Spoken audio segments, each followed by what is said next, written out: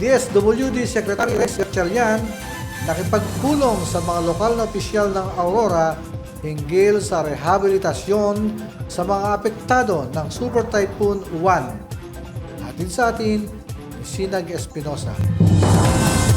Personal na nakipagpulong si Department of Social Welfare and Development Secretary Rex Gatchalian kasama si Undersecretary Diana Rose S. Cahipe, kina Governor Isidro P. Galban, Congressman Romel T. Angara, Vice Governor Patrick Angara at sa mga alkalde ng 8 munisipalidad ng Aurora upang pagtibayin ang koordinasyon sa mabilis na paghahatid ng tulong at pagpapatupad ng mga programang pangrehabilitasyon para sa mga pamilyang matinding naapektuhan ng Super Typhoon Uwan.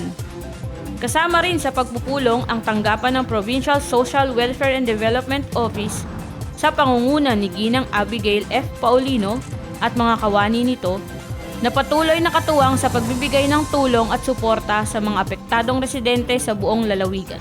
Dinaluhan din ng pagpupulong ng mga miyembro ng Sangguniang Panlalawigan, Provincial Administrator Sherwin Taay, Provincial Budget Officer Attorney Paz Torregoza, Provincial Tourism Officer, Provincial Planning and Development Coordinator Armida C. Palispis, Provincial Disaster Risk Reduction and Management Officer Engineer Elson Egarge, Provincial Agriculturist Arnold P. Novicio at iba pang mga kinatawan mula sa iba't ibang tanggapan ng pamahalang panlalawigan ng Aurora.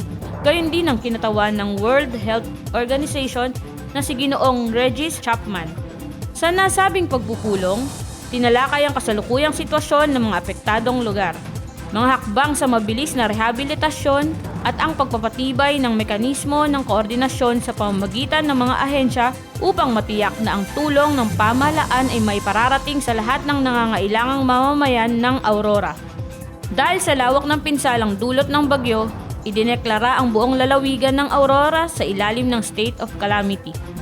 Tinatayang mahigit 31,000 pamilya o katumbas ng humigit kumulang 107,000 individual ang naapektuhan ng matinding hagupit ng Super Typhoon Uwan.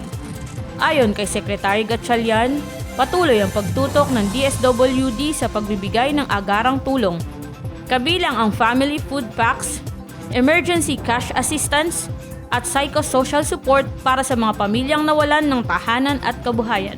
Binigyang diin ng mga opisyal ang kahalagahan ng malinaw na koordinasyon at pagtulong-tulong ng mga pambansa at lokal na ahensya upang matiyak na bawat mamamayan ng Aurora ay makakatanggap ng sapat at napapanahong ayuda. Ako si Sinag Espinosa para sa PGA in Action, all-out serbisyo ng Kapitolyo para sa publiko.